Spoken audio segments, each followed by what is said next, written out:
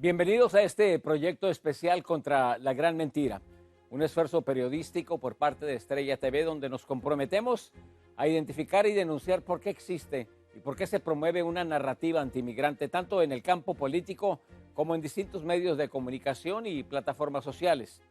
¿Quiénes son los promotores de los prejuicios antimigrantes? ¿Qué hay detrás de las declaraciones despectivas promulgadas por servidores públicos como los gobernadores Greg Abbott de Texas y Ron DeSantis de la Florida, entre muchos otros más? Nuestro propósito es desenmascarar las narrativas que van desde la gran teoría del reemplazo y el embuste de la frontera abierta, el perpetuo engaño de un muro impenetrable, hasta la indignante representación del inmigrante como traficante de drogas o como invasores que tienen bajo asedio a este país, robando empleos a la población blanca y beneficiándose de programas públicos o cometiendo crímenes. Iniciamos con la historia del fenómeno migratorio en Estados Unidos, un sistema que ha sufrido cambios sustanciales a través de las décadas, pero para ello es necesario remontarnos a los años de la gran migración europea a través de Ellis Island a principios del siglo pasado. Contrario a lo que sucede en estos días, los migrantes obtenían permisos de trabajo en cuestión de horas. En la actualidad, la mayoría de los migrantes que llegan a la frontera sur con México son rechazados y quienes logran entrar a Estados Unidos quedan inmersos en un sistema migratorio totalmente ineficiente. Miguel es jornalero, inmigrante indocumentado. Al igual que sus amigos, viene todos los días a este estacionamiento en busca de trabajo. Se los pone muy difícil conseguir trabajo porque no tenemos el permiso de trabajo. Se estima que en Estados Unidos existen cerca de 11 millones de indocumentados que no pueden regularizar su estatus debido a un sistema migratorio quebrantado. Pero no siempre fue así. Durante muchas décadas antes de que se implementara la Ley de Inmigración y Nacionalidad de 1965, millones de inmigrantes europeos llegaron a Ellis Island. Para ellos era muy sencillo porque apenas llenaban una hoja después de hacer una afiliación y de inmediato tenían sus documentos en orden y su permiso de trabajo. Las puertas de Estados Unidos estuvieron abiertas a la inmigración. Hasta 1954, año en que cerrara Ellis Island, ingresaron más de 24 millones de inmigrantes por este y otros puertos de entrada. No se requería de pasaporte, tampoco una visa. Nadie buscaba una tarjeta verde. El único requisito era tener buena salud. Asegurar de que la persona no estaba contagiado de alguna enfermedad que pueda causarle estrago a la población local. El proceso era relativamente fácil. Obtener el permiso de trabajo duraba entre 3 y 5 horas. En el mismo puerto de entrada ofrecían información laboral y el salario que podría percibir. Hoy, que un indocumentado obtenga un permiso de trabajo es imposible, y quienes pueden hacerlo deben esperar varios años. Lo que demoraba un año anteriormente, o menos inclusive, está demorando 44 meses, que llega a ser casi 4 años. Ya en esos años, los supremacistas blancos rechazaban a los inmigrantes. Con los rostros cubiertos, el Ku Klux Klan fue su máximo exponente. Hoy, el racismo se ha incrustado en el sistema político. Sabemos que vienen de las cárceles, de institutos mentales, son terroristas, están trayendo enfermedades, están envenenando la sangre de nuestro país.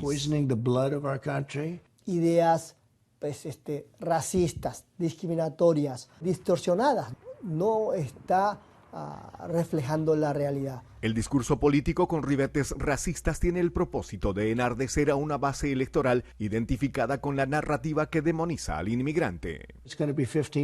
Habrá 15 millones de indocumentados hasta fin de año en esta administración. Eso es más grande que el estado de Nueva York.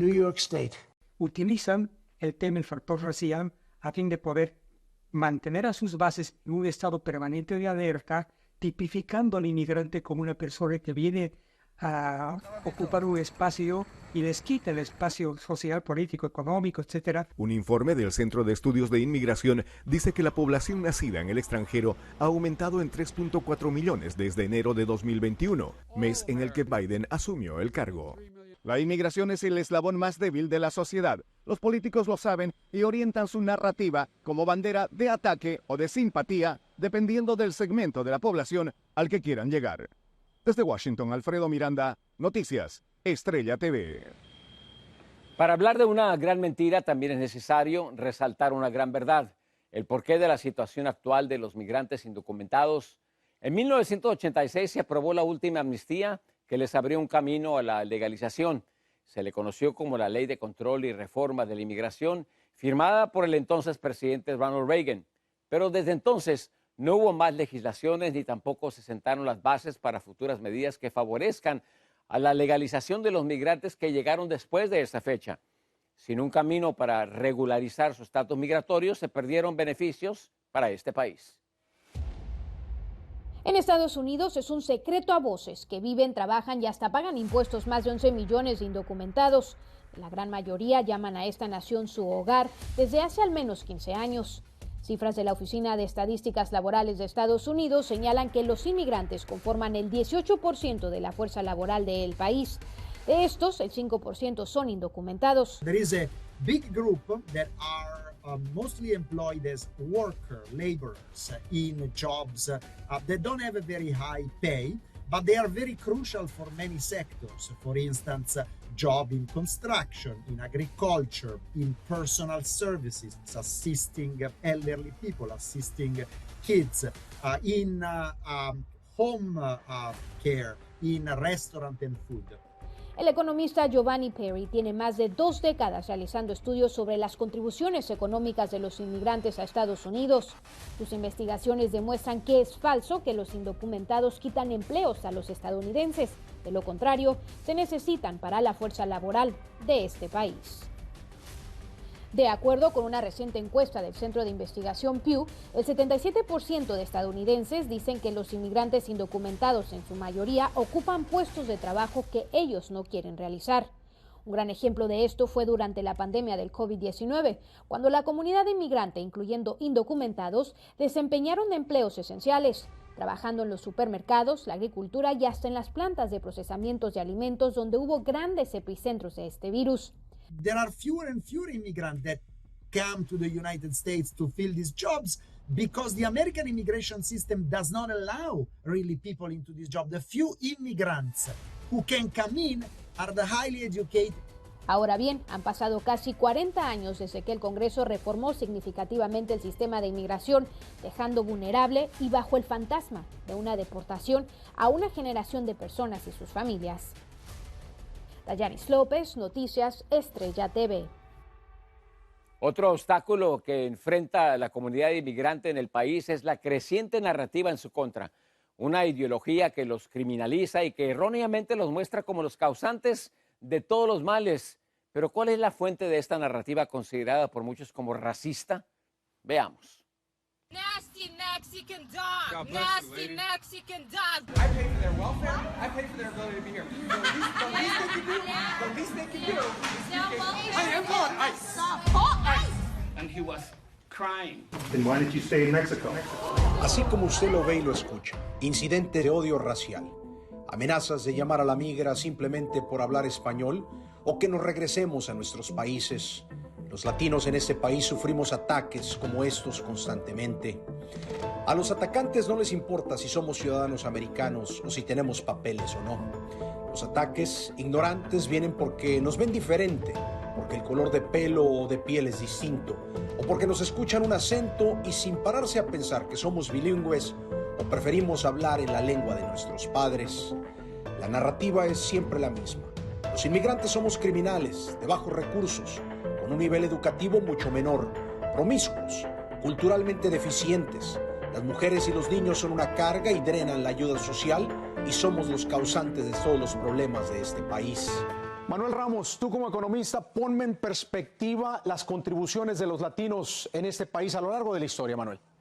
Bueno, yo creo que sin duda tenemos un tremendo arraigo aquí en Estados Unidos. Fuimos primero que los anglosajones y ya estamos dentro de las primeras economías más grandes del mundo. Dicho sea de paso, el Producto Interno Bruto del país, que ya excede al 3.2 billones de dólares al año, está por encima de la India, inclusive por delante del Reino Unido. Así es que tenemos una tremenda influencia en todas las áreas del mercado estadounidense. Efectivamente, nuestro crecimiento demográfico, nuestros valores familiares y de comunidad, nuestro duro trabajo están poniendo nerviosos a muchos en Estados Unidos.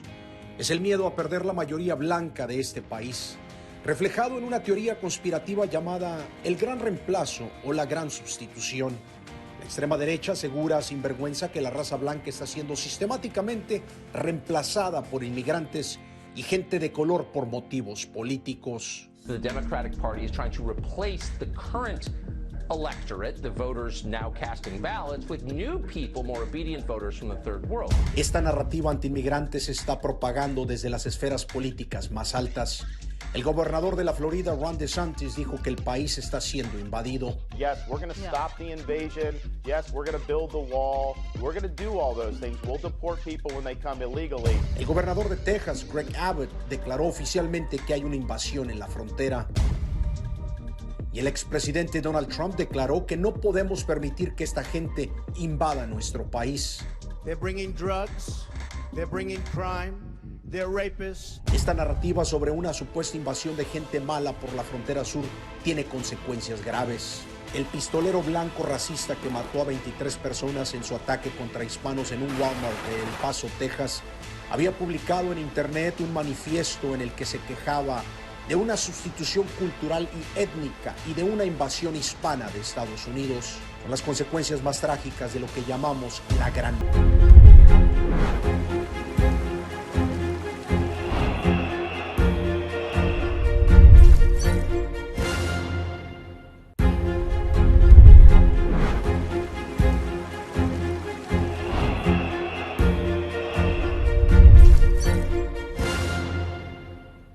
La economía de los Estados Unidos es una aspiradora gigante, enorme de mano de obra.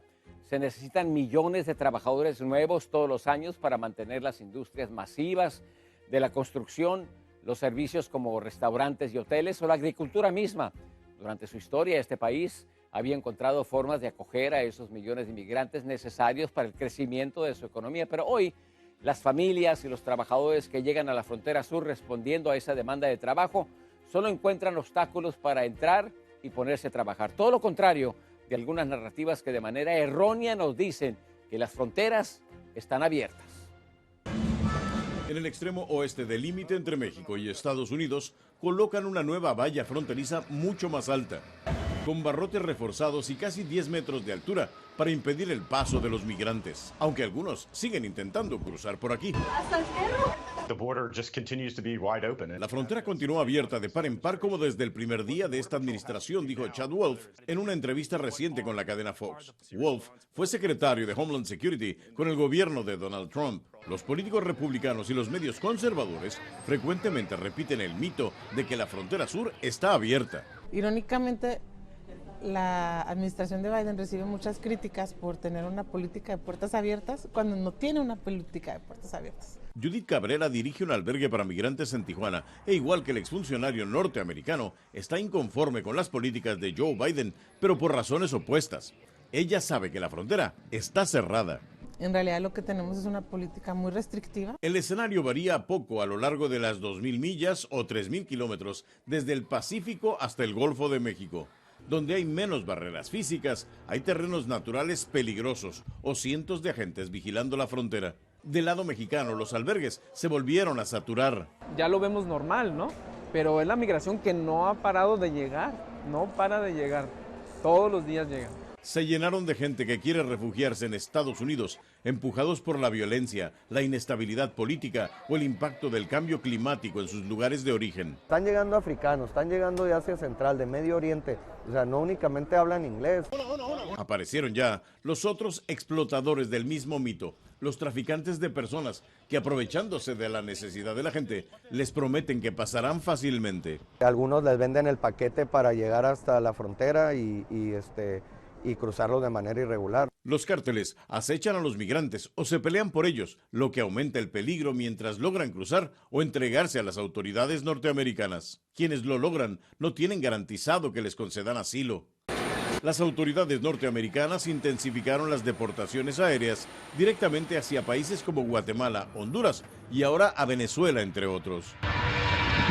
Aún quienes entran con la aplicación CBP One, como recomienda la administración Biden, pueden ser expulsados eventualmente. Deben entender que las fronteras siguen cerradas, ¿no? O sea, que porque hay rumores de se abre la... No se ha abierto la frontera. Los activistas siguen luchando por restablecer el derecho al asilo, pero hay legisladores norteamericanos que piden más restricciones a la inmigración. En Tijuana, Vicente Calderón, Noticias Estrella TV. Queremos hacer una pausa en la problemática del fenómeno migratorio para entender a los protagonistas que muchas veces son estigmatizados dentro de una narrativa antimigrante.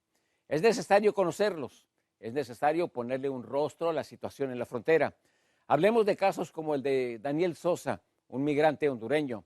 Él realizó una jornada de varios meses y llegó hasta la orilla del río Bravo y por poco pierde su vida. Daniel Sosa y su compañero Brian son los primeros en llegar caminando a Piedras Negras, Coahuila, de un gran grupo de migrantes que subió al tren el fin de semana en Nuevo León. Conforme se han acercado a la frontera, los peligros en el camino han aumentado. Nos bajaron ayer del tren ahí en Macloa. Habían como unas 50 mujeres y todas traían niños. Y nos metieron para el desierto y salimos como en 5 horas de ahí. Daniel salió hace 5 meses de su natal Honduras, donde se dedicaba a la venta ambulante de ropa para proveer a sus 5 hijos y su esposa Doris, quien no lo ha dejado de alentar en todo su trayecto. Que gracias a Dios estamos bien y que pronto nos vamos a volver a ver, en nombre de Dios. Sí, en comunicación, sí. ¿Por teléfono? Sí. ¿Lo está haciendo esto por sus hijos? Sí, hombre. Acompañamos a Daniel hasta la casa del migrante en Piedras Negras. Conmovido, muestra las únicas pertenencias que lo acompañan, un pañuelo y una playera con la que prometió a su esposa que cruzaría a Estados Unidos. Que me prometí que la iba a entrar con ellos hasta allá. ¿Te la regaló tu esposa? Sí, y esta mi madre, la toallita con la que venía todo el camino.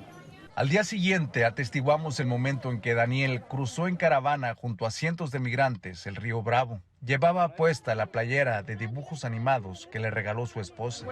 Mira como todo nada.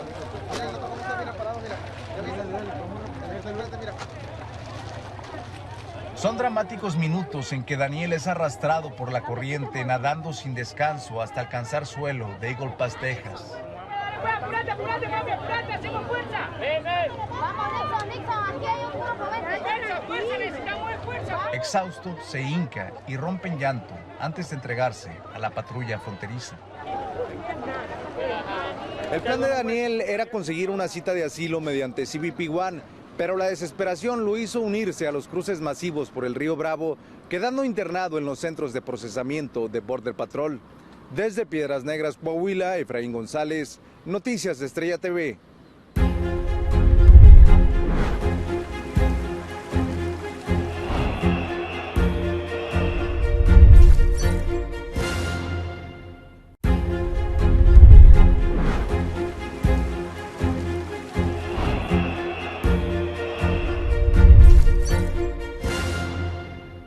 Otra medida muy cuestionable en la frontera es la construcción del famoso muro. Bajo la administración del expresidente Bill Clinton en los años 90 se inició la instalación de lo que hoy conocemos como el muro fronterizo. El propósito fue controlar el tráfico de drogas y el cruce de indocumentados, pero ¿realmente se ha conseguido este objetivo? Aquí la historia.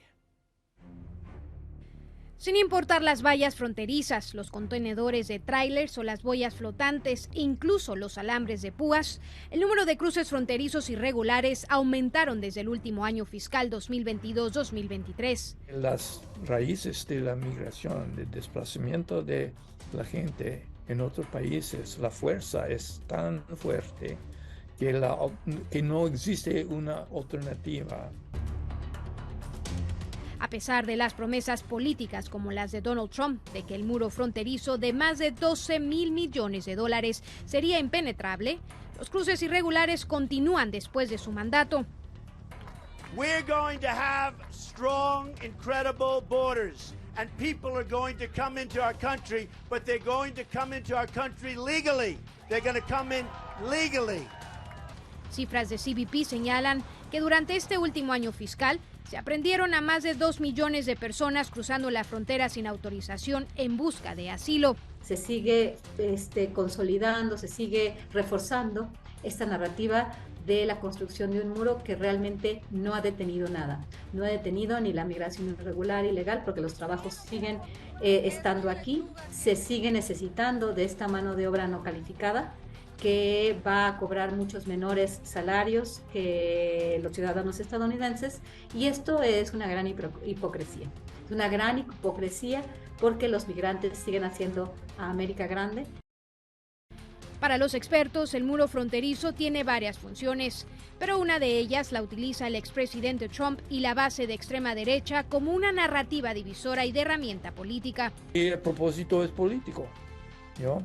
es un símbolo en la política, en la vida política de los Estados Unidos, en la época de Trump, y también diciendo a su base de personas con ideas muy racistas, muy nativos, que él estaba protegiendo a la cultura gabacha, la cultura de los blancos, de la ola de gente con piel moreno. Adicionalmente, analistas señalan que el muro, además de ser la mano dura que castiga a indocumentados, se ha convertido en una mega industria de dinero. Es una industria. Tenemos las empresas de construcción, tenemos las empresas de seguridad con sus cámaras y con su vigilancia. Tenemos el empleo de miles de personas en la patrulla fronteriza. Para la profesora Guadalupe Correa, la inversión de miles de millones de dólares de los contribuyentes en un muro es simplemente un espectáculo con narrativa electoral, específicamente a pocos meses de elecciones presidenciales. Y esta doble cara que sigue reforzando ese llamado complejo fronterizo militar industrial, que pues vive de la militarización, la creación de tecnología y bueno, este reforzamiento que se enfoca en la frontera pero que no resuelve las causas de raíz de la migración indocumentada, de la migración irregular y bueno, pues también del tráfico de drogas, del tráfico de migrantes. Yanis López, Noticias Estrella TV. Gran parte de la retórica antiinmigrante se basa en la afirmación de que los migrantes indocumentados en la frontera son culpables por la crisis de fentanilo que aqueja a Estados Unidos. De esta manera son señalados como culpables aún cuando varios estudios demuestran que gran parte de esta crisis es generada por los propios ciudadanos estadounidenses. El gobierno norteamericano anunció su nueva estrategia para combatir el tráfico de fentanilo en el puerto de entrada más transitado del hemisferio. En San Isidro, where they process more than 100,000. Aquí en San Isidro procesan más de 100,000 pasajeros cada día, dijo Troy Miller del Departamento de Aduanas y Protección Fronteriza estadounidense. Anunciaron aquí el operativo Apolo porque mucho del fentanilo cruza entre miles de autos y peatones. 47% of CBP's nationwide fentanyl seizures. Miller dice que de todo el fentanilo decomisado por aduanas a nivel nacional, casi la mitad, el 47%, ocurrió en las garitas del sector San Diego. Contrario a lo que promueven políticos antiinmigrantes, el fentanilo no lo trafican los peticionarios de refugio ni otros migrantes que llegan a la frontera por desiertos, montañas o el río, según asegura este especialista del Consejo de Inmigración estadounidense. Dice que los narcotraficantes envían heroína y fentanilo por las garitas porque ahí hay más oportunidad de que pase escondido. La administración Biden reconoce que el uso de fentanilo, una droga sintética mucho más peligrosa que la heroína, es responsable de la mayoría de las 107,000 muertes por sobredosis ocurridas en el último año fiscal. El Instituto Cato, un centro de investigación no partidista y de corte liberal, también estudia este fenómeno. Durante 2 años consecutivos halló evidencia de que no son los solicitantes de asilo ni los inmigrantes que entran por la frontera sur los responsables de la crisis del fentanilo. Estos son algunos de sus hallazgos. En 2022, el 89% de los traficantes de fentanilo sentenciados fueron ciudadanos estadounidenses, 12 veces más que las condenas de inmigrantes irregulares por el mismo delito.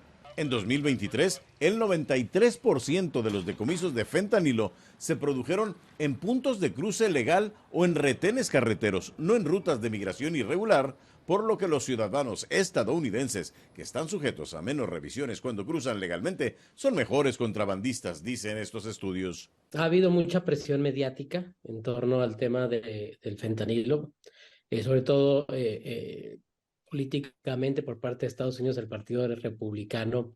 Este investigador del Colegio de la Frontera Norte explicó que esa narrativa provoca propuestas extremas. Incluso hablando de posibles intervenciones militares de Estados Unidos en México para atacar a los narcotraficantes de fentanilo. El tráfico de armas rumbo al sur, la migración indocumentada y el contrabando de fentanilo rumbo al norte han tensado la relación entre México y Estados Unidos en épocas recientes.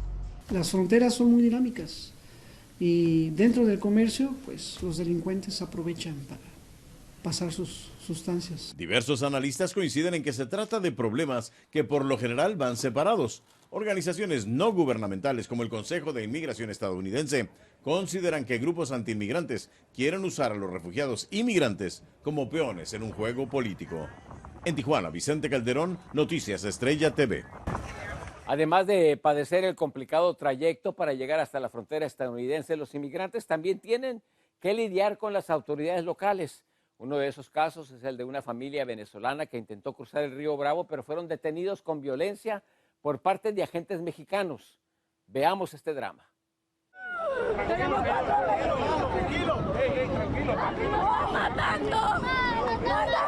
Es el instante que esta familia venezolana es sometida con uso de fuerza por Migración de México justo al llegar a la frontera de Piedras Negras. Las autoridades mexicanas ahorcan y golpean a estos jóvenes. En el grupo también había niños que se vieron afectados. ¿Cómo me voy a decir lo mismo? Por eso. ¡Cállate! Partieron pico de botella en la cara. ¿Qué fue lo que está diciendo, señor? Bro, nos están partiendo pico de botella en la cara, bro, y nos están llevando la fuerza. Al ver nuestras cámaras, las corporaciones mexicanas detienen el abuso contra esta familia venezolana. Sin embargo, los dos hijos mayores quedan detenidos. Ayúdenme, se me llevaron mis dos hijos, nosotros somos un núcleo familiar. Tenemos 4 meses para nuestro país con hambre. Mis hijos tienen fiebre. Necesito llegar a un albergue. Esta familia de apellido Hinojosa apenas había descendido del tren junto a una enorme caravana de más de 500 migrantes que arribaron por la mañana a Nava, municipio vecino a Piedras Negras. Los 4 pequeños niños de este matrimonio también fueron golpeados. Se cachetearon a mi hermano y se lo llevaron. Mira. Me rasguñaron. ¿Te rasguñó quiénes? Los policías. Los policías. Yo no quiero vivir más esto. Así es como el matrimonio de Amirka y Erika llegaron golpeados a la frontera junto a sus 4 pequeños. Afirman que lo peor en su travesía ha sido pasar por México. Estamos todos maltratados, golpeados, mis hijas la golpearon la cara. Esto es algo increíble. Las autoridades mexicanas se negaron a hablar sobre el uso de fuerza en contra de estas familias migrantes. Sin embargo, confirmaron que esta noche iniciarán deportaciones del contingente detenido. Desde Piedras Negras, Coahuila, Efraín González, Noticias Estrella TV.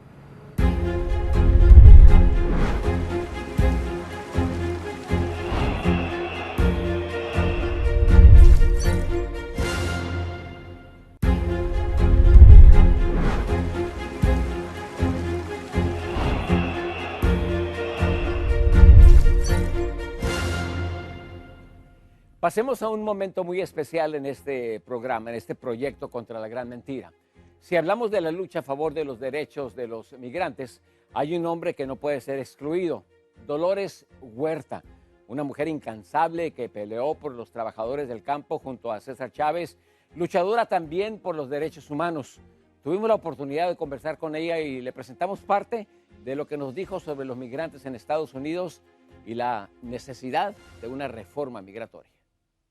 Dolores, usted ha visto todos los movimientos migratorios en este país. ¿Cuál es su perspectiva sobre esto? Bueno, sabemos que es una gran parte de la historia de Estados Unidos y siempre miramos que todos los emigrantes que vienen aquí a este país, que siempre contribuyen bastante para levantar el país y especialmente para la economía, aunque a veces sabemos que hay muchos sacrificios de parte de ellos y que siempre tenemos la historia que no tratan a los migrantes con el respeto que los deben de tratar. En los años 40, 50, 60, en cada década, ¿el trato siempre ha sido igual? ¿Ha sido un trato denigrante en contra del migrante? Bueno, siempre quieren la gente cuando la necesitan, como en el tiempo de la guerra segunda, ¿no? Cuando trajeron miles de personas de México para llenar todos los puestos de trabajo que estaban abiertos porque la gente tuvo que ir a la guerra, ¿no?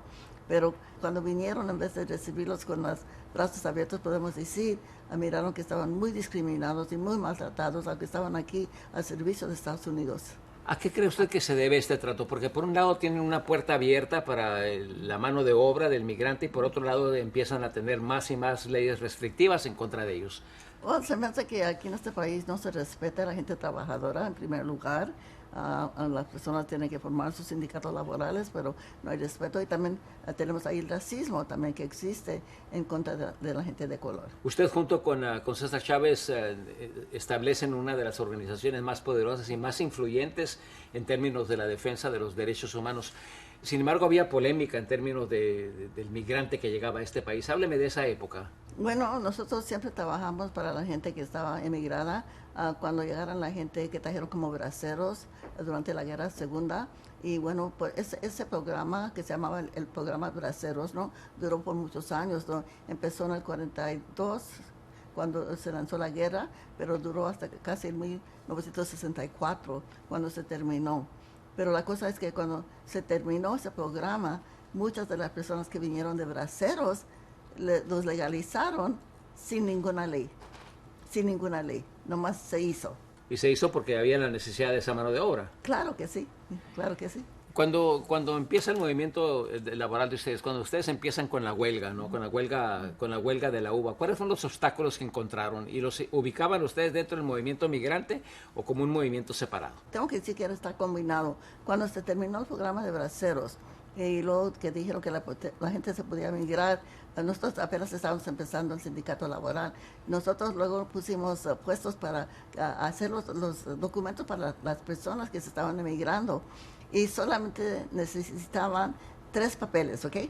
Una oferta de trabajo de un patrón o contratista, una carta que dijera que alguien los iba a sostener si acaso si no tenían trabajo, alguien de la comunidad, y luego los huellas didatales. Es todo lo que necesitaban. 3 documentos, es todo. Y fue mucha gente que así se emigró y no era tanto obstáculo como ahora. Cuando empiezan con el movimiento, tienen una influencia tremenda en el movimiento chicano también, ¿no? Y empieza el Chicano Power, pero también empieza una frase que se convierte en el símbolo, en el grito de la lucha por los derechos humanos, que es una frase que usted dijo por primera vez, lo dijo en el estado de Arizona, que la frase es "sí se puede". Cuénteme de cómo se da esto. Bueno, lo que pasó es que César estaba haciendo un ayuno de 25 días. César Chávez. César Chávez ya no estaba comiendo nada de agua, nomás puro la Santa Comunión y agua, es todo. Y nosotros estábamos tratando de agarrar a la gente profesional ahí de Arizona que también apoyara a César, porque habían pasado una ley que si un trabajador hacía huelga, podía ir a la cárcel. Si una persona dijera boicot de cualquier cosa, también podía ir a la cárcel. Y queríamos y el gobernador firmó esa ley, y queríamos que esa ley se pudiera llevar a la corte y que se pudiera eliminar. Pero muchos de ahí de Arizona, nuestra misma gente profesional, latinos profesionales, dijeron, no, en Arizona no se puede, aquí no pueden hacer esas cosas, solamente en California. Mi respuesta para ellos era, sí se puede también en Arizona, y así salió la frase, sí se puede. Y es una frase que incluso el mismo presidente de los Estados Unidos dice que se la robó. Sí, y cuando conocí al presidente Obama me dijo, oh, robé tu slogan, robé tu lema, y le dije, sí lo hiciste, me lo robaste. Como debe ser.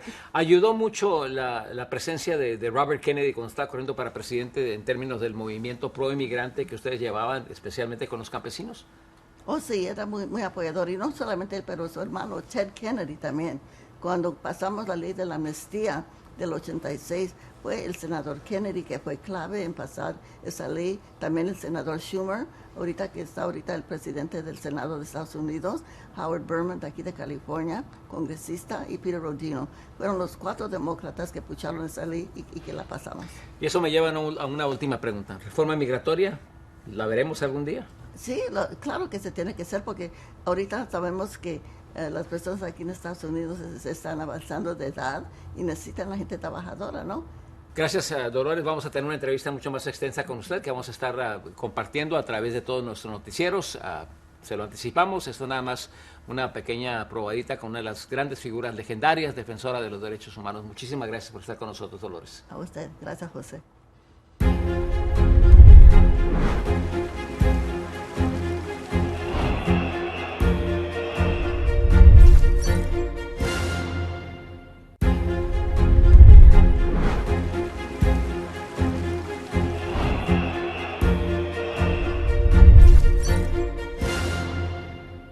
En la travesía migratoria hacia Estados Unidos desde Centro, Sudamérica y el Caribe, las vías son diversas, peligrosas y a menudo totalmente desconocidas.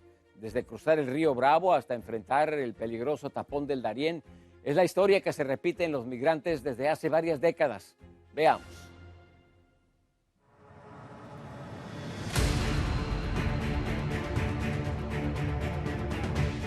Cruzar el muro fronterizo, el río Bravo con sus corrientes y alambres de púas, usar el tren La Bestia o embarcaciones precarias en el estrecho de la Florida y caminando el tapón del Darién son algunas de las vías usadas por los migrantes de Centroamérica y el Caribe para llegar a Estados Unidos. Sin embargo, hay una historia pocas veces contada.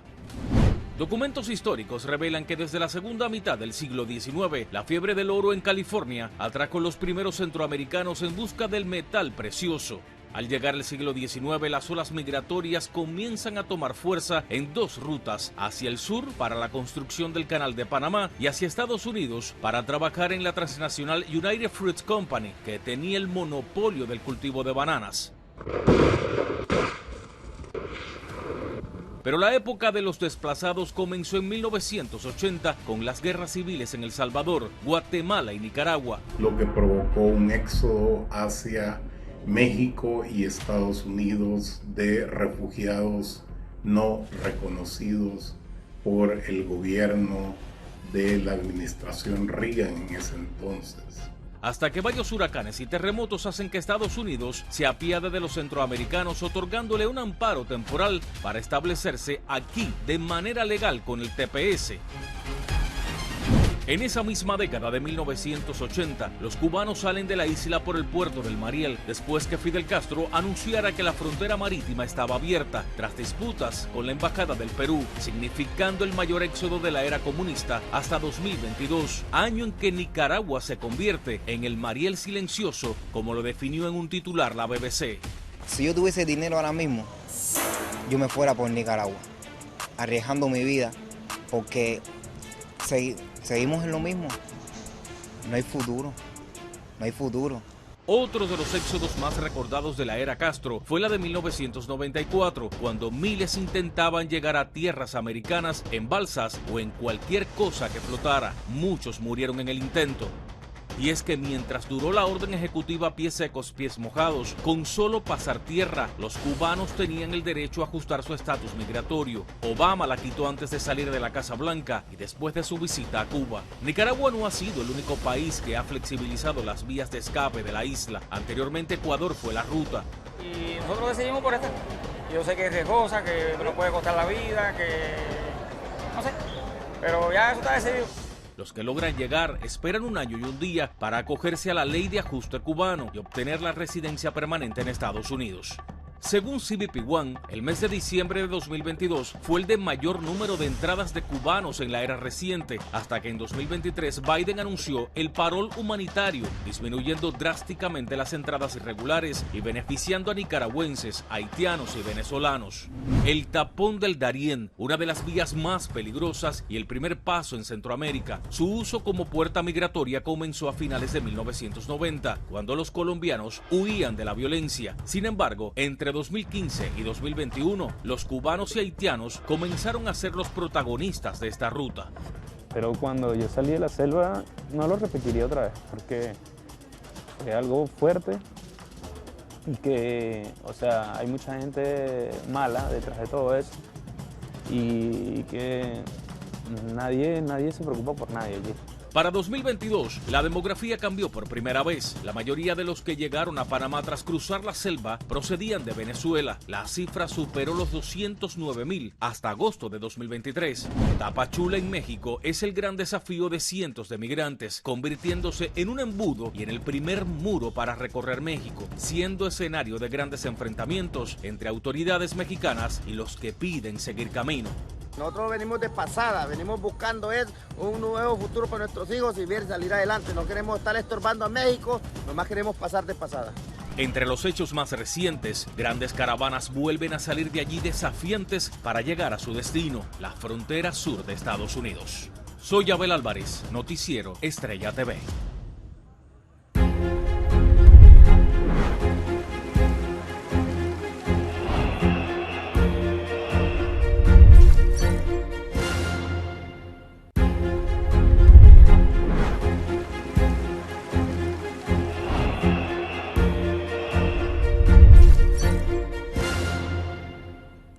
Hablemos ahora de la situación de los migrantes indocumentados en el país. A pesar de sus contribuciones, la situación no cambia para ellos.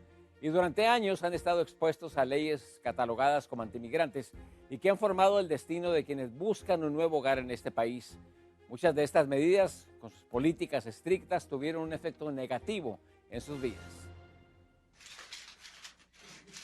Así, el 6 de noviembre de 1986, el presidente Ronald Reagan firmaba la Ley de Reforma y Control Migratoria, IRCA. Nuestro objetivo es únicamente establecer un sistema de inmigración razonable, justo, ordenado y seguro a este país y no discriminar de ninguna manera contra naciones o personas en particular. Gracias a la ley IRCA, más conocida como la Amnistía de Reagan, más de 3 millones de personas obtuvieron estatus legal. Mucha gente salió de la sombra. Aquí en Los Ángeles, cuando fui director, 1.200.000 personas aplicaron. 40% del país aplicó aquí en Los Ángeles. De ese entonces han pasado 37 años y en lugar de resolver el sistema migratorio a nivel federal, se recrudecieron las leyes estatales anti-inmigrantes, tal el caso de California, donde en 1994 el gobernador Pete Wilson propusiera la nefasta 187. Trataron de quitar el acceso a la salud a nuestros hijos, trataron de quitar el acceso a la educación a nuestros hijos, pensando que haciendo nuestras vidas más difíciles, la gente iba a regresar a su país de origen. Tras una demanda y movilizaciones masivas, la proposición 187 fue declarada inconstitucional. Otros estados en diferentes momentos imitaron a California. Tuvimos en Arizona la SB 1070 de Show Me Your Papers. Tuvimos ya también un ataque directo anteriormente en Texas con la proposición 4 que pretendía hacer lo mismo. Ahora tenemos otras proposiciones en Texas. Algunos políticos son los que utilizan el discurso antiinmigrante con calificativos despectivos y etiquetas deshumanizantes. Después de que tú deshumanizas ya es muy fácil hacer políticas antimigrantes, porque entonces la población ve, estamos básicamente protegiéndonos de estos criminales. Fue la proposición 187 la que expandió la fiebre antiinmigrante que llegara hasta Washington. Un demócrata convirtió en ley llamados para poner barreras en la frontera, deportaciones expeditas y convertir a los policías en agentes de migración.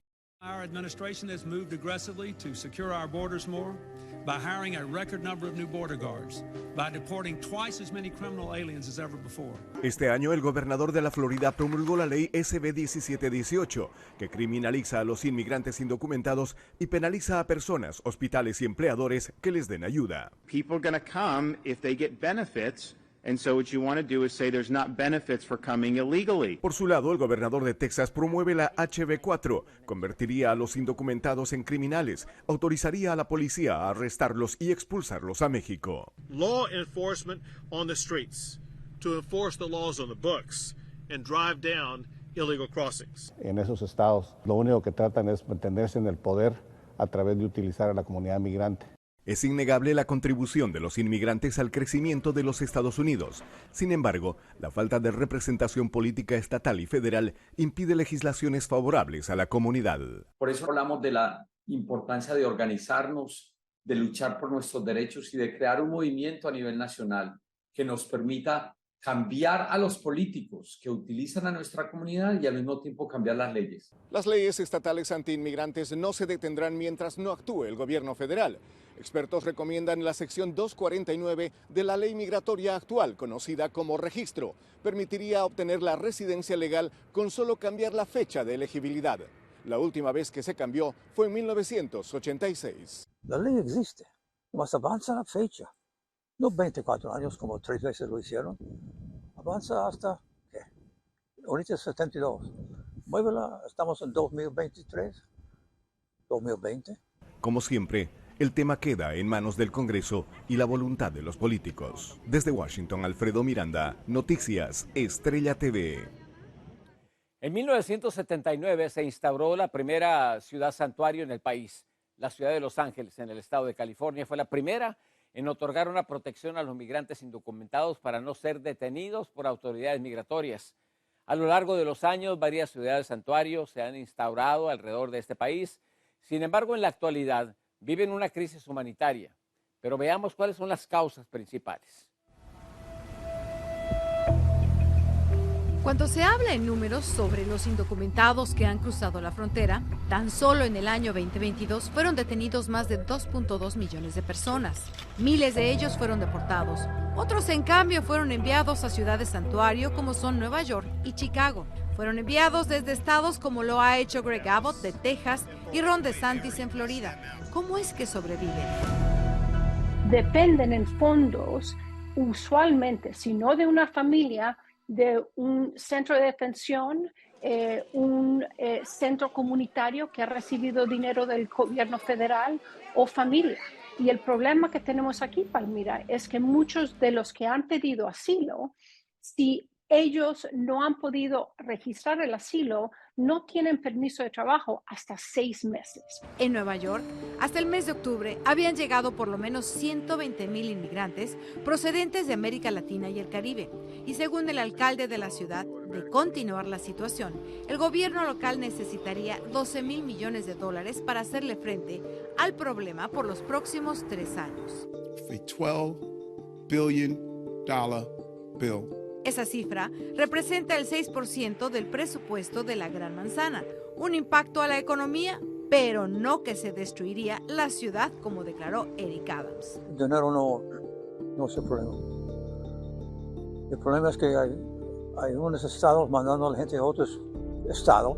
Para mí no es un problema local, es algo de todo el país. El pasado mayo, el secretario de Seguridad Nacional, Alejandro Mayorkas, dijo que el sistema migratorio en el país estaba roto. Eso también implica que no se destinan los recursos que se necesitan. Por lo tanto, la situación de los migrantes indocumentados no cambia. Algunos tendrán que esperar más tiempo para poder recibir un permiso de trabajo, ya que en la nación hay 650 jueces de inmigración para resolver más de 2 millones de solicitudes acumuladas. Mientras tanto, pues no pueden sumarse a la fuerza laboral del país. No tenemos un plan nacional o internacional. ¿Cómo podemos combatir y al mismo tiempo resolviendo ese fenómeno? Por otro lado está Chicago, donde llegan de 20 a 25 autobuses al día con inmigrantes desde Texas y otros, casi 2.500, los que están varados en aeropuertos y estaciones de policía, en espera de que les resuelvan su situación. Eso representa un gasto para la ciudad. Muchos incluso aseguran que se usa el dinero de quienes trabajan y pagan sus impuestos para solventar los gastos de los que van llegando.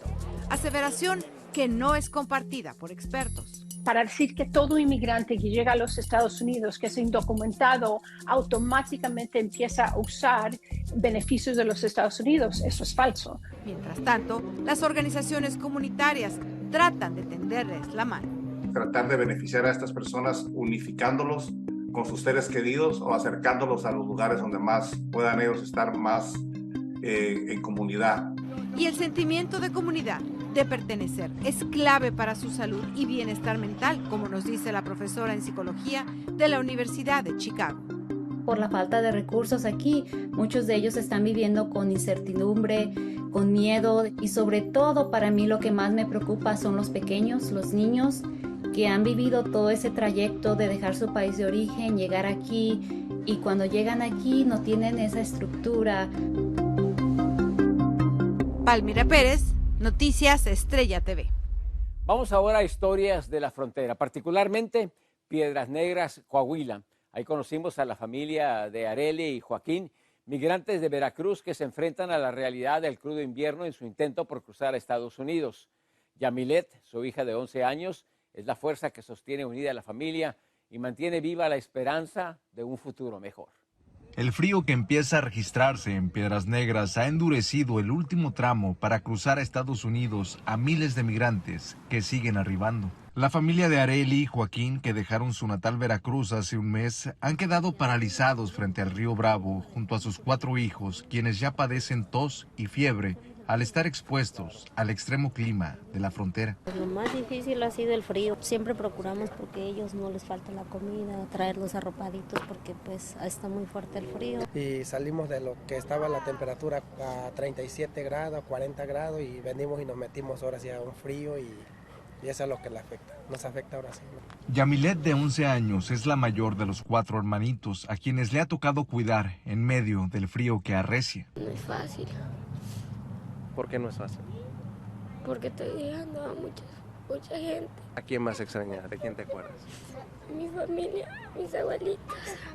Los hijos más pequeños de esta familia mexicana avivan su infancia jugando a la orilla del río Bravo, mientras sus padres dudan si el difícil clima les permitirá cruzar. ¿Quieres ir a Estados Unidos? Sí. ¿Qué te gustaría? Puedo ir a la escuela.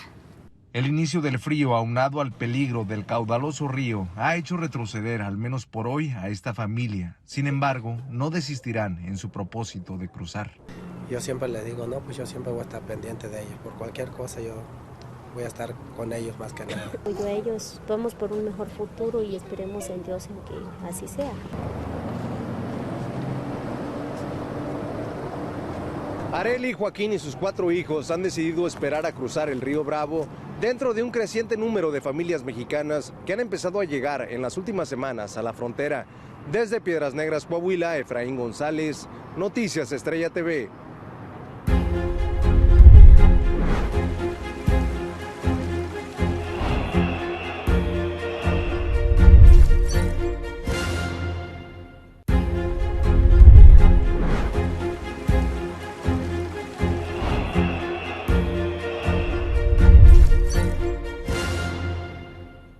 La lucha de los migrantes y las múltiples organizaciones comunitarias en el país tienen el fin de lograr luego de varias décadas una reforma migratoria que regularice la situación legal de millones de personas. Una de las protagonistas de esta gran lucha es Dolores Huerta. Conversamos extensamente con ella y en esta segunda parte de esta entrevista tocamos temas como la necesidad de una reforma integral y la importancia de la participación de los latinos en las próximas elecciones presidenciales. Como les explicaba al principio, estamos llevando a través de Estrella TV una campaña que le llamamos En Contra de la Gran Mentira. ¿Cómo lo podemos llevar fuera de los medios de comunicación al activismo que usted tiene, por ejemplo? ¿Cómo podemos tener organizaciones como la suya y no organizaciones que tienen el nombre de latino, pero que en realidad no hacen absolutamente nada por los migrantes ni por nuestras comunidades? Pues ahorita hay muchas organizaciones que trabajan a favor de los inmigrantes. Tenemos a Chirla, tenemos a muchos grupos comunitarios ahora. Más que nunca tenemos muchos grupos comunitarios que están trabajando a favor de la gente latina, a favor de la gente inmigrante.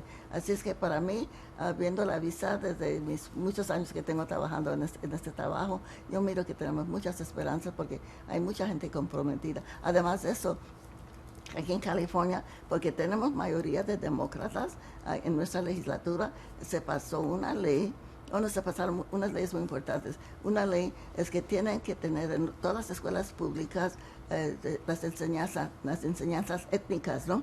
Para decir la historia de toda nuestra gente de color aquí en Estados Unidos. Y además de eso, en el año que viene, 2024, toda la gente que no tiene documentos van a estar cubiertos en nuestro programa de salud aquí de California.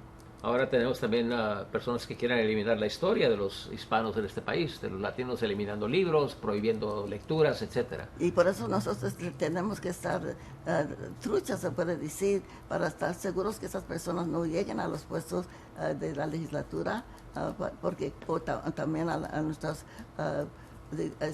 mesas escolares para que no puedan hacer lo que ellos quieren. ¿Cuál es la esperanza que tienen los migrantes que están llegando a este país, los latinos que ya vivimos acá? Bueno, se me hace que muchos inmigrantes que están llegando, hay gente aquí que los está apoyando. Tenemos a nuestra supervisora Hilda Solís, ¿no? Cuando mandaron inmigrantes en camiones aquí a Los Ángeles, Hilda Solís fue ahí, ella como supervisora agarró las propiedades y lugares ahí y invitó a las personas que les pudieran ayudar. Pero lo hizo rápido.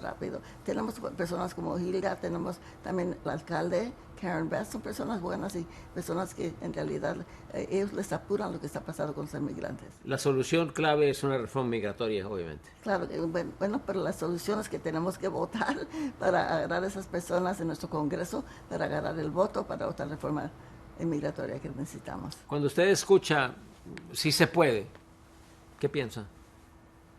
¿Qué recuerdos tiene de "sí se puede" a través de todos estos años? Me da mucho gusto porque sí se puede, no solamente quiere decir que nosotros podemos, quiere decir que yo también puedo. Así es que es de persona y también se trata de grupos, de todos nosotros trabajando juntos. La persona que pronuncia sí se puede es una persona que cree en sí misma y es una persona que puede impactar y llevar a cambios favorables a nuestras comunidades. Ya nos da las esperanzas y nos da la energía que necesitamos para seguir adelante. Dolores, una última palabra, algo que quiera agregar que no hayamos abordado. Bueno, nomás que están saliendo las fechas de una persona de 4 aquí en Estados Unidos van a ser latinos. 1 de cada 4 personas vamos a ser latinos. Somos latinos, ¿no? Así es que tenemos que agarrar no solamente que somos una gran parte de la población de Estados Unidos, pero también tenemos esas responsabilidades, ¿no? Y lo que tenemos que nosotros también desempeñar aquí para nuestro país y para nuestras familias. Cuando mataron a Roberto Kennedy, usted sabe que yo estuve ahí cuando lo mataron, ¿no? El senador, antes que lo mataron, dijo esto, dijo, nosotros tenemos obligaciones y responsabilidades a nuestros seres humanos. Tenemos obligaciones y responsabilidades, es lo que quiero decir a nuestra gente latina. No nomás porque estamos aquí, tenemos responsabilidades y obligaciones y tenemos que tomar esas responsabilidades seriamente y lo más fácil de todo es involucrarnos y ir a las urnas y dar nuestros votos para la gente que nos pueden ayudar y que van a pasar leyes y policies que nos van a ayudar y que no nos van a dañar. Sí, y entender que la discriminación y el prejuicio bajo ninguna circunstancia se justifica. Es verdad. Bueno, Dolores Huerta, muchísimas gracias. Un honor tenerla con nosotros y agradecidos con todo lo que usted ha dado por nuestra gente, por nuestras comunidades. Y ¿qué más podemos decir? Que sí se puede. Gracias a usted. Muchas gracias.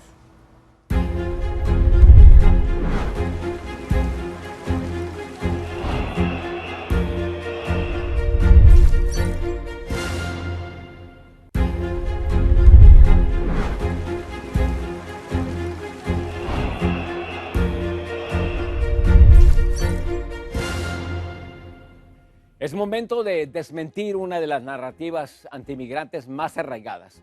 La afirmación de que los migrantes indocumentados representan una carga pública y que no contribuyen a este país. Vamos a mostrarle cuánto dinero aportan en impuestos, miles de millones de dólares de los cuales tal vez nunca vean ni tan solo un solo centavo. La narrativa antiinmigrante pretende generar estereotipos negativos. Entre otras acusaciones, responsabiliza a los inmigrantes indocumentados de ser una carga para el gobierno y de no pagar impuestos. Joel puede demostrar lo contrario. Hay una forma de cómo pagamos el impuesto con el Tax ID. Y ahí viene la hoja del reporte para pagar impuestos y al final pagamos el impuesto y no hay ningún beneficio, no hay algo que los apoye, que los ampare con un papel y pagamos impuestos también en este país, aunque somos indocumentados. Las leyes de inmigración y las de impuestos no van de la mano. Cada ciudadano, residente, no residente, documentado, no documentado que tiene ingresos en este país es sujeto a la ley de impuestos. Eso es fijo. Independientemente si uno recibe beneficios sociales o no, uno es sujeto a pagar sus impuestos. De acuerdo a un reporte de la organización conservadora FAIR, los extranjeros indocumentados pagan $16.200 millones en impuestos federales, $15.200 millones en impuestos estatales y locales, haciendo un total de $31.400 millones anuales. Residentes y ciudadanos tienen derecho a muchísimas cosas que el indocumentado o la indocumentada no tiene. Es una nueva forma de esclavitud, ¿verdad? Ellos no le llaman esclavitud, no nos dicen esclavos, nos dicen ilegales y ningún ser humano es ilegal. Miles de millones de dólares que pagan los indocumentados en impuestos no retornan a los contribuyentes. Debido a su estatus migratorio, viven bajo las sombras de la deportación y por falta de un número de seguro social no pueden acceder a servicios sociales, vivienda, seguro médico, Obamacare y jubilación, servicios por los cuales pagan en su declaración de impuestos. Siempre he anhelado, digo yo, tener lo que es un social y no lo he tenido en 18 años. Yo creo que es injusto que si uno pues hace sus impuestos, podría ser beneficiado por medio de ese social, porque si yo tuviera un social, tuviera en otra posición. Por años, empleadores abusivos, conocedores de las limitaciones legales de los indocumentados, se benefician de estos, haciéndoles trabajar horas extendidas sin el pago de horas extras. Toman ventaja de esa condición del indocumentado o la indocumentada a tal punto que no les pagan muchas veces, les roban los salarios. Según el IRS, los contribuyentes indocumentados se beneficiarían con el pago de impuestos llegado el momento de regularizar su situación. Sin embargo, bajo el quebrado sistema migratorio no existe siquiera la posibilidad de que puedan hacerlo. Expertos recomiendan informarse sobre cómo beneficiarse de las leyes impositivas actuales. Existen las leyes que también que nos informan, que nos ayudan a descontar y a bajar esa información. Entonces, existe ese equilibrio. Hay que saber cómo poder tomar ventajas de esas leyes que también están a favor de la persona que tiene su ITIN. Pese a reconocer la necesidad de una reforma migratoria integral para resolver la situación de 11 millones de indocumentados, el Congreso parece estar conforme con el statu quo. Necesitan al pueblo, a esta gente, a nosotros nos necesitan indocumentados. Por eso no resuelven el problema migratorio en este país. Desde Washington, Alfredo Miranda, Noticias Estrella TV. Hay más de 2 millones de jóvenes indocumentados que fueron traídos a Estados Unidos por sus padres cuando tan solo eran unos niños. Por décadas han vivido en la incertidumbre y el miedo a ser deportados. Tras años de lucha, sueñan con salir de las sombras y seguir contribuyendo al desarrollo de este país. A continuación le presentamos la lucha de los llamados Dreamers. Pueblo unido jamás será vencido. El pueblo unido. Después de varias batallas legales y recientemente declarado una vez más como ilegal, el programa DACA a nivel nacional tiene bajo el limbo el futuro de cerca de 600,000 protegidos bajo esta medida, por lo que el temor de perder absolutamente todo lo que han construido se agudiza entre los llamados Dreamers debido a la inacción de un Congreso dividido y el rechazo de políticos de extrema derecha. Es constante estrés, es constante preocupación, no nada más para ti, sino para tu familia, porque también te provees. Entonces son cosas que sí siempre están atrás de tu cabeza. No nos deja vivir en paz, porque siempre estás pensando en lo que va a pasar, si van a seguir con el programa. Carlos Méndez y Esmeralda Tobar son parte de la primera generación de hijos de indocumentados que tras haber llegado muy pequeños, crecer en Estados Unidos y obtener una carrera profesional, recibieron un permiso de trabajo y la protección contra la deportación gracias a la implementación de DACA por el presidente Barack Obama en 2012. Entiendo que no es una solución permanente, pero estoy bien agradecida por la oportunidad que me ha dado DACA. Desde entonces, alrededor de 800,000 jóvenes habrían sido elegibles para quedar protegidos con esta curita temporal llamada DACA. Teniendo DACA, pude sacar mi licencia de manejo y sacar mi licencia del Estado para ser paramédico. DACA fue instaurado durante la administración de Obama como una solución temporal al llamado de auxilio de jóvenes indocumentados, mientras que el Congreso realizaba las negociaciones para aprobar el DREAM Act, medida que daría un camino a la ciudadanía a los Dreamers o una reforma migratoria integral. Dio una protección temporal, un número de seguro social temporal, una posibilidad de evitar la deportación, pero no una regularización ni un camino a la ciudadanía. Pero el destino les tenía preparada una batalla aún más desafiante. The program known as DACA that was effectuated under the Obama administration is being rescinded. Pese a todo, en este momento en el Congreso existen varias medidas para dar un camino a la residencia o ciudadanía a los Dreamers. En el Senado nuevamente hay una versión del DREAM Act, el cual en más de 20 años no se ha podido aprobar. Por su parte, en la Cámara Baja está la medida de Dream and Promise Act, presentada por la congresista Silvia García. Tiene mucho apoyo en Estados Unidos y hay más de 100 congresistas de todos los áreas están apoyando el DREAM Act como sponsors. De acuerdo con cifras federales, el poder económico de los beneficiarios de DACA contribuye con 6.2 mil millones en impuestos federales y 3.3 mil millones en estatales y locales anualmente.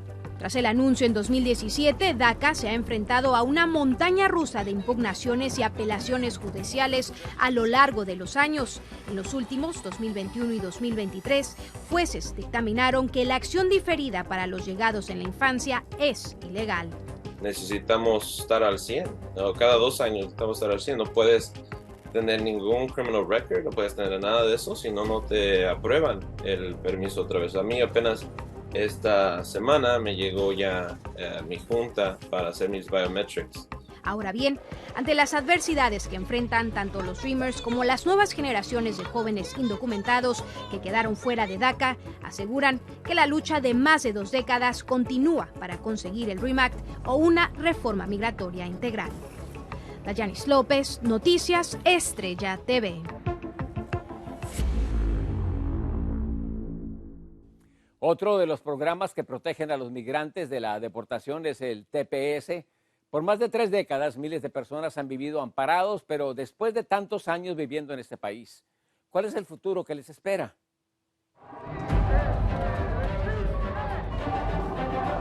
Mardoel lleva 35 años viviendo en Estados Unidos, lejos de su natal Honduras, nación que fue azotada por el poderoso huracán Mitch en 1998. Una tragedia que le dio la posibilidad de acogerse al programa de protección temporal TPS.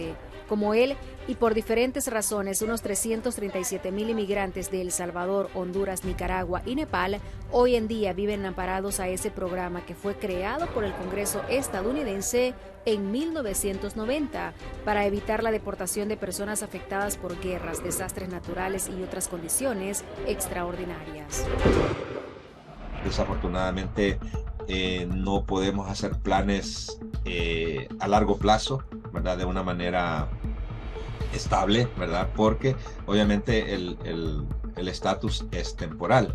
El TPS se otorga por plazos de 6, 12 o 18 meses, periodos que pueden ser extendidos si el país de origen continúa cumpliendo con las condiciones necesarias para su designación. Sin embargo, tal como lo indica su nombre, es temporal. Pero a pesar que miles de beneficiados llevan décadas en el país con un récord criminal limpio y haber creado raíces, estableciendo negocios, propiedades y familias, ¿por qué no existe una protección sólida contra la deportación para este grupo? Como en muchas ocasiones, los dos partidos no se han puesto de acuerdo en el Congreso para pasar legislación que daría la oportunidad a obtener una amnistía y residencia para tepecianos. Situación que lo hace tambalear con cada cambio de gobierno. Por ejemplo, bajo la administración del expresidente Donald Trump, el TPS quedó al filo de ser eliminado en 2018. Sentíamos que todo se nos derrumbaba, ¿no? Sin embargo, el 13 de junio de 2023, el gobierno de Biden rescindió las órdenes aprobadas por el expresidente Trump, permitiendo a los beneficiarios volver a registrarse por 1 año y medio más, pero ese alivio temporal no es suficiente. Por eso, 2 días después, activistas y tepecianos de distintas partes del país llegaron a la Casa Blanca en su lucha por conseguir la residencia permanente. This bipartisan American Dream and Promise Act. De hecho, la congresista Silvia García introdujo una iniciativa de ley llamada American Dream and Promise Act, con el fin de ofrecerles a los tepecianos una protección permanente. Necesitamos una reforma o varias reformas que abran el camino para que las personas puedan venir a este país de manera segura.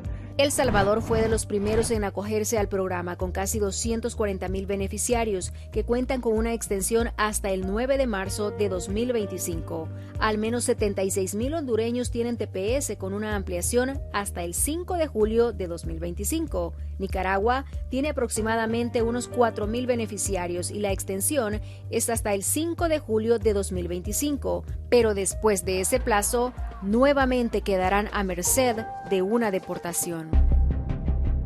Y es por eso que pues viven angustiados, viven con miedo de que en un momento a otro pues simplemente les digan hasta aquí llegan y se tienen que regresar a su país. Mientras tanto, Mardoel mantiene la esperanza de un milagro y que se le recompense con la residencia para tener una vejez sin tanta angustia. Si perdemos el TPS, perdemos la oportunidad de un retiro. Wendy Castillo, Noticias Estrella TV.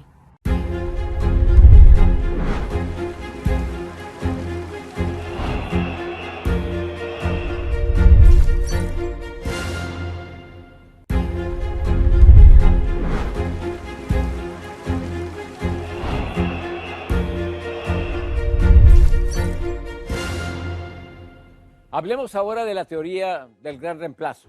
Es una narrativa por parte de grupos extremistas que han usado a través de los años, en los que acusan a las minorías de querer reemplazar a la población blanca y establecer una agenda política. En el caso de la comunidad migrante, son acusados de robar empleos, debilitar a la población anglosajona, pero ¿Qué tan ciertas son estas aseveraciones? Palabras o opiniones basadas en la supuesta teoría del gran reemplazo, la cual directa o indirectamente se han difundido en redes sociales o medios, fomentando así la división entre la sociedad estadounidense e incrementando al mismo tiempo el sentimiento antimigrante. Es una propaganda basado en el odio, es falso, no es teoría, es una falsedad, ¿ok? Y tiene un propósito muy racista. Medio siglo después de que esta propaganda se usara como ideología durante la Segunda Guerra Mundial, ha renacido entre individuos o organizaciones para atacar, esta vez, a las comunidades inmigrantes en Estados Unidos, incluyendo a la población hispana. Por parte de gente que supuestamente se preocupa que los blancos, los civilizados con la civilización, digamos, europea, norteamericana, están por desaparecer por la ola de inmigrantes que llegan, particularmente en este momento desde, por ejemplo, América Central y América del Sur.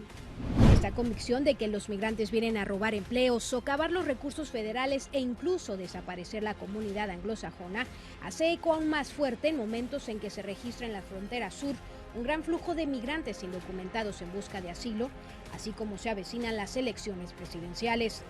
Lo vemos en el Parque MacArthur, aquí en Los Ángeles, esos montones de vendedores ambulantes que están cerrando los negocios, a los negocios que están pagando impuestos, permisos, licencias, empleados.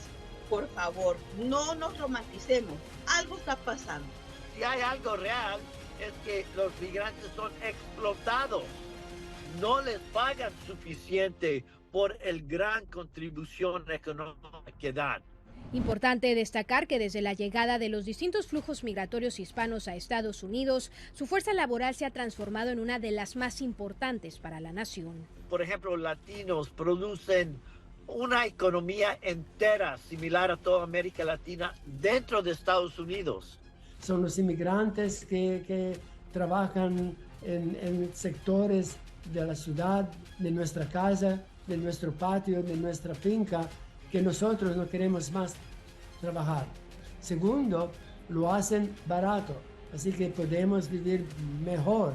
Datos federales señalan que la fuerza laboral hispana, incluyendo indocumentados, aumentó del 8.5% en 1990 al 18% en 2020. Se proyecta que en 2030 los hispanos representarán casi el 22% de la mano de obra. De acuerdo con Pew Research Center, los latinos registramos uno de los aumentos más rápidos de la tasa de crecimiento de población, con un 26%. Tan solo en 2022 se registraban cerca de 64 millones de hispanos. Cuando hay inmigración, hay más prosperidad. Cuando hay inmigración, hay más negocios. Cuando hay inmigración, hay más innovación. Esto es confirmado por estudios científicos muy serios. Por otro lado, una encuesta realizada por The Associated Press indica que 3 de cada 10 estadounidenses temen que una mayor inmigración está causando que los nacidos en Estados Unidos pierdan su influencia económica, política y cultural.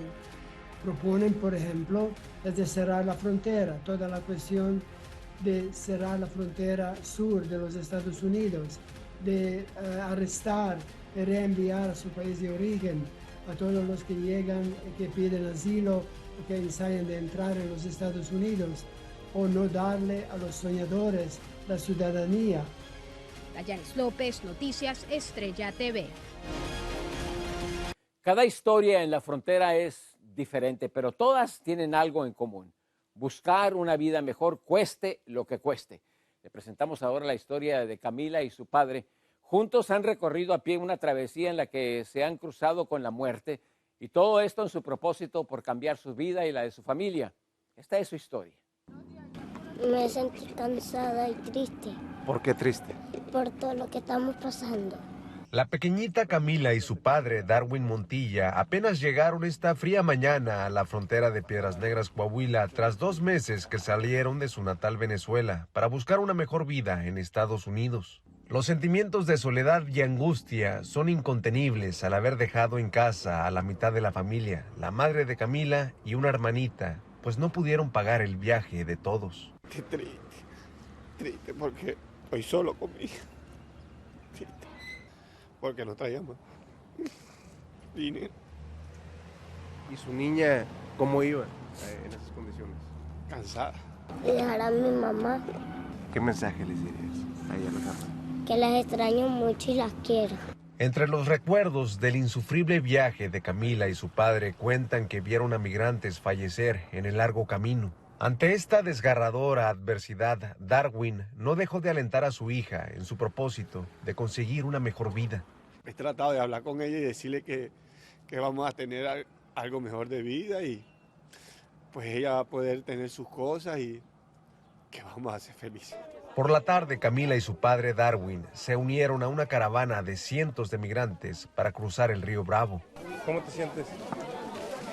Un poco asustado. Niña, ¿qué te dice, Camila? Está asustada. Cargada en los hombros de Darwin, Camila confía a plenitud en la promesa de conseguir una mejor vida. Junto a esta multitud de familias, cruzaron el río guiados por una cuerda que sueltan al acercarse a suelo de Eagle Pass.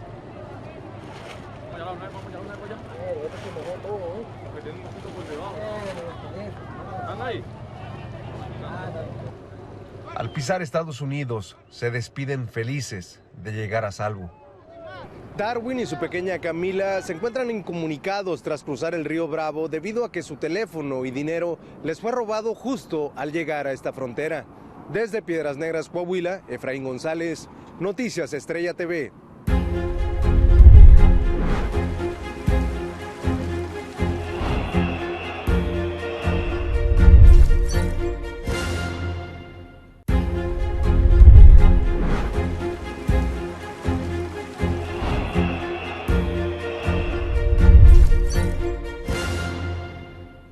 Para terminar con este proyecto especial contra la gran mentira, queremos resaltar el esfuerzo y la lucha de los migrantes en este país. Viajamos al corazón de la ciudad de Los Ángeles, en California, para conocer a Marta Vázquez, una mujer latina que ha sabido luchar contra la adversidad. Estas manos acomodan nuevas piezas de barro negro de Oaxaca, de cerámica de Talavera de Puebla, y también algunos rebozos bordados y numerosas esferas traídas de otros pueblos aztecas que le darán un toque mexicano a la Navidad. Ella es la tijuanense Marta Vázquez, dueña de Olveritas Village, un lugar donde el color y la diversidad de las piezas artísticas que exhibe desde la llegada dan la sensación de entrar a un mundo lleno de magia. Me he dado la tarea de conocer a los mejores maestros del arte popular mexicano. Entonces, aquí tenemos piezas a la venta que también están en museos privados o, por ejemplo, en la colección de maestros del arte de Banamex. Para Marta, el amor por el arte viene de una herencia familiar. Su padre, Fortino Medina Santa Cruz, fue el primero en importar valiosos objetos mexicanos desde Tijuana hasta Los Ángeles, California. En los años 50, mi papá encontró que trayendo curiosidades o artesanías del interior de la República, podía hacer un negocio en la frontera. Con el tiempo algunas personas lo contactaron y entonces él empezó a venir a Los Ángeles y el lugar que encontró excelente para traer esas piezas era la Placita Olvera. El comercio del arte desde la frontera hasta el corazón de Los Ángeles marcó la vida de Marta. Decidida, siguió las huellas de su padre, aunque no siempre fue bienvenida. Enfrentó varios obstáculos. Yo solicité un préstamo en el banco para tener más capital para inventario y entonces ellos me dijeron que para que te pongas un negocio debes de tener un producto que sea conocido. Las curiosidades, los souvenirs no es algo que te va a dar larga vida o te va a dar productividad. Esas palabras estremecieron el corazón de Marta. La indignaron, pero con una firme convicción luchó hasta conseguir con gran esfuerzo el préstamo. Y este es el resultado. En esta tienda se expone y se vende el arte por el arte. Magníficas piezas únicas adquiridas y elaboradas de manos de los más altos exponentes artísticos en los 32 estados de la República Mexicana. Mira, por ejemplo, tenemos un artesano de Oaxaca que fue el que se ha hecho famoso por hacer producciones únicas para eventos internacionales. El secreto del éxito para Marta es la perseverancia, la lucha constante, la fe en sí misma y, ante todo, su amor por el arte y la cultura de México. Su valiosa aportación cultural, que tiene ya medio siglo en el corazón angelino, hizo que el Museo Smithsonian en Washington, D.C. le otorgara un reconocimiento por su aportación calificada como fascinante por las tradiciones, el vestuario y las artesanías mexicanas. Le reiteraron el compromiso del museo de difundir la importancia de los aspectos culturales en la vida de los latinos. Una vida donde el color, la belleza, el ingenio, las formas, variedades y tamaños se conjugan para cautivar a los coleccionistas más exigentes de valiosas y exclusivas obras de arte, como estas que en California solo se encuentran en Olveritas Village. María Teresa Sarabia, Noticias Estrella TV. Antes de finalizar, queremos agradecer la colaboración de los corresponsales y comentaristas que hicieron posible este proyecto contra la gran mentira. Alfredo Miranda, Vicente Calderón, Palmira Pérez, Dayanis López, Rolando Nicos, Abel Álvarez, Efraín González, Wendy Castillo, Ricardo Brown, María Teresa Sarabia, William Leguizamón, Roberto Ticona y Enrique Guillén. Terminamos con esto. Nuestro compromiso seguirá siendo combatir la narrativa antimigrante que demoniza al migrante y por ende a todas las comunidades hispanas en este país. Estas historias están orientadas a desmantelar el entretejido que forma la gran mentira a lo largo de este proyecto. Señalamos las fuentes racistas, históricas y actuales de la promoción de la teoría del reemplazo que dibuja los movimientos migratorios como un esfuerzo por reemplazar a la población blanca y como una herramienta política. Por otro lado, continuaremos con nuestra misión periodística de reducir la desinformación que nos separa de la gran verdad.